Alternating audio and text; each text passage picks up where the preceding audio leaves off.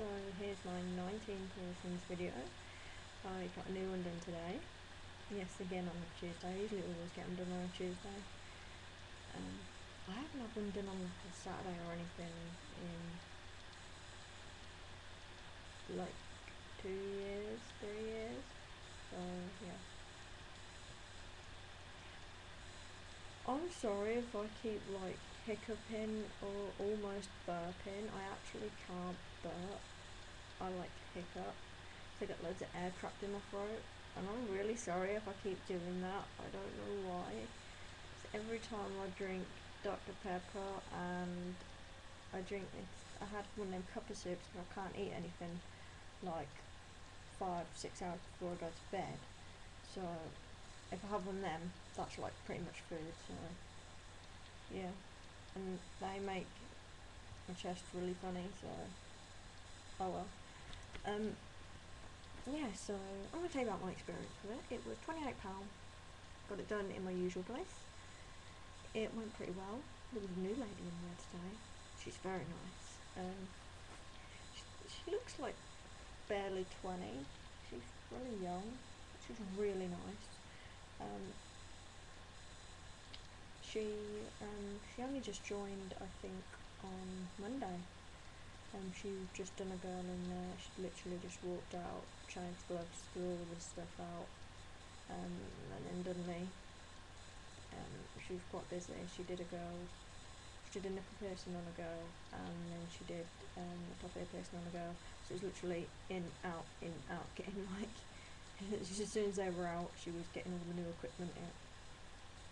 And then obviously she would, once she got the new equipment out, use that, chuck that away, get the next lot out for the next person. But after me there was one other girl come in, and quite busy. But it's like the best place, so you know. Yeah, I'm pretty happy with it. She did it really well.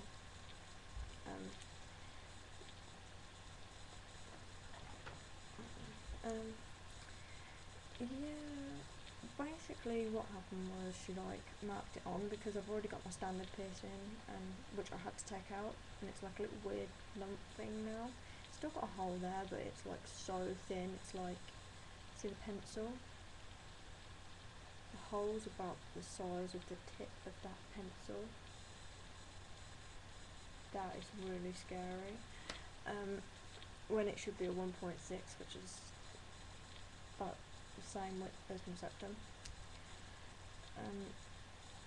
And obviously it's a banana bell, not a horseshoe. So yeah, that had to come out. That came out a while ago, and it's still not healed up, and it probably never will. But to be honest, I don't care that much. I've got this done. I've already got a lower navel in, which is like the bottom of your belly, but I've got it slightly lower to make sure there's enough skin. Because like I'm only 6'10", I'm like little, and there's not much skin there, so I had to have it just slightly lower so I could get a good chunk of skin in. So I'm sitting too long. A good chunk of skin, like that much skin, to hold the bar in.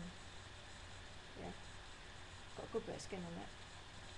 On my new one, obviously that's in a different place. I've had that put at an angle, but kind of on the side and the top at the same time.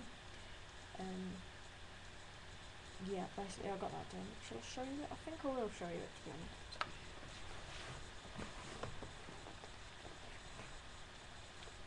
Okay. See the two of them? Oh my god, it looks so fat. The black one's the new one, the silver one's the old one. That's enough of that, because like, yeah. Yeah, it came out pretty well. It seems to be, it's swollen up like quite big straight away. But it seems fine. Swelled up straight away, but it didn't really hurt. She obviously didn't put a patch, or probably couldn't put a patch over it, like you usually do, because of the other bar there. If she'd have covered it, it would have probably went straight over the top of the other bar. And obviously peeling that off is like peeling it off with something, very little movement. So Yeah, that wasn't a good idea. But it was fine. I've had this top on all day and it's been fine. Shouldn't really wear tops like that that's not tight around my stomach or anything, but it just would make you think it was tight. Because it's like one of them little vest tops. I'm so distracted today. I don't know why. But like, there's not that much to say about it. I asked them to freeze it because I had my first two done and they were frozen. And she was obviously going to do it, and I was like, hang on a minute, I've never had that done and frozen. I don't really fancy, because they're a little bit stingy and not very. They're not nice to get done, but they're not terrible. They feel like get your fingers like that, and you find a place in your belly button, hold a good chunk up by that size of your belly button, and hold it. And once you hold it with your fingers, squeeze it like that. Use your fingers like that, squeeze it, and then hold it quite tightly. Clamp it with your fingers, pull the skin a little bit, and then pinch on it quite hard. And release, and then do it again, and you'll start to feel a really horrible, uncomfortable pain and let you go. And full faces about it. Yeah, that's what it feels like for the clamp, only it's metal. And obviously then they take the needle and you kind of like clamp needle kind of like that through, and then it's just gone. As soon as it goes through, it literally goes up and through, and then they like hold it with the bar, like a tube thing. They slot it into the bottom, push it through, pull it out, screw the ball on, and then they stretch your skin about around it, which is horrible. It's a horrible feeling. They stretch your skin like that, pulling it out, spreading it out to the bar. It's a really horrible feeling. Yeah, the bar, if you didn't get a good look at it, it's black and red. Black with a red gemstone. The other one's silver with like a darkish pink stone in it. I think about getting another one. I don't know if there's much room, but I could obviously maybe get some microdermal anchors. They're obviously a bit of a nightmare to get in on your stomach because they could get ripped out. They're not got as well. They're literally a single point piercing. They're like 4mm into your skin, and they anchor in, and they're permanent, and they don't grow out. They're very rarely ripped out. They can reject out, but they don't tend to, unless the person has had quite a few done, or their body can't. A rejection only happens when it's easier for the body to reject the piercing than to heal it. I don't think I've ever had. No, I've never had a piercing reject actually. Your lip piercings migrate slightly, very like, but not even a millimetre. They obviously move a little bit because they have to position themselves comfortably. You can't really stop them from doing that. I don't think anything else has been done. Obviously my standard belly, if you saw the little bump, that thing was,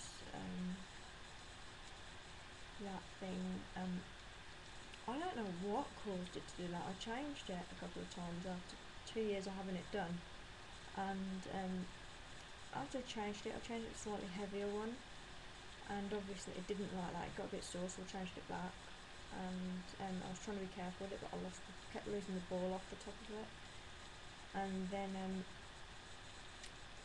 I after it had gotten I wore like this corsety top, like a lace corset top, and obviously they're fairly tight, and I think that rubbed on it and annoyed it, and then it just suddenly decided, 1 minute it was fine, 3 weeks later it was hanging out by a thread about that size. So yeah, you gotta be really careful with belly buttons. Eventually they probably all will grow out. Some people have them for 30-40 years and they grow out. Some people have them in their lives and they never grow out. It just depends on the person. My friend has an anti-brow, whatever you want to call it, done. So she she's got it done on, I think it's this side, there. She's had that done like a year or two, and it was only supposed to last about 3 months. So a lot of people have their eyebrows done and they don't last past 3 or 4 months, but mine has. I think they're about 5 or 6 months or something now. It's absolutely fine. Some people's bodies just can't heal surface piercings, and if you've healed 5 surface piercings, you could get another one and it just rejects straight out or migrates so badly you have to take it out. It just depends, but belly bars are pretty much a surface piercing, although they're pretty belly button. They can be classed as surface piercing because they can quite easily just push out one. They've got more skin to hold them than like a natural surface piercing like your antebrow or your eyebrow or anything. The skin's a bit tougher there, but they can obviously just come straight out. Oh, by the way, my ear's healed up quite a bit. It's like, you can see the white bit there. The bump. See where my finger bumped over there? That's where it ripped out. I don't know if you can see it very well. You can't really see it at all, but it's healing up so fast. I can see it in the mirror. It's got like a line there, a red and white line. Where you see where the top one is. Going across there. My nail varnish is all chipped off. Great. Nasty. It's fine now. The skin's going over it. They do heal up very quickly. Even though it's ripped out, they heal pretty fast. I could technically get that bit there re-pierced in September time. That would be it healed enough. But obviously I'm not going to, because piercing through scar tissue is never a good idea, because it just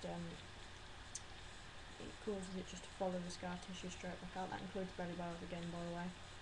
If you've had a standard one done, it's grown out a bit, you take it out and it's healed up, and people say 3 or 4 months later they've gone and had it done, and it's just followed the scar tissue back out and they've gone and had it done again. It's done the same thing. They will do that. That's really better off just getting them done out of place, a bit away. That's why I've had that black one done out of the way. Not only can it make a little funny pattern, it's plenty enough away from the other one. They're not going to bother each other. It's not going to bother that where the standard one was, because I really don't want them ripping out. I really don't want it to just sort of join up the scar. Sometimes if they're done too closely together, they can the scar tissue and the piercing can sort of migrate into each other and end up with a big dirty gaping hole, and end up half of it migrating to try and follow the scar tissue out, and half of it ending up moving. That'd be pretty painful, and that would be really disgusting, and that would probably mess you up and never heal. So you're better off getting them done away from each other. Obviously people can have multiple ones done in the dermal line custom around them, that won't bother it. It's just when you've had it on scar tissue, it's never a good idea to pierce through scar tissue or pierce right next to it, just to be on the safe side. They don't always do that, but they are likely to. Anyway, that's enough for this video. I'm going to make another one. I've got some questions and answers I need to do, so I'll see you in a bit.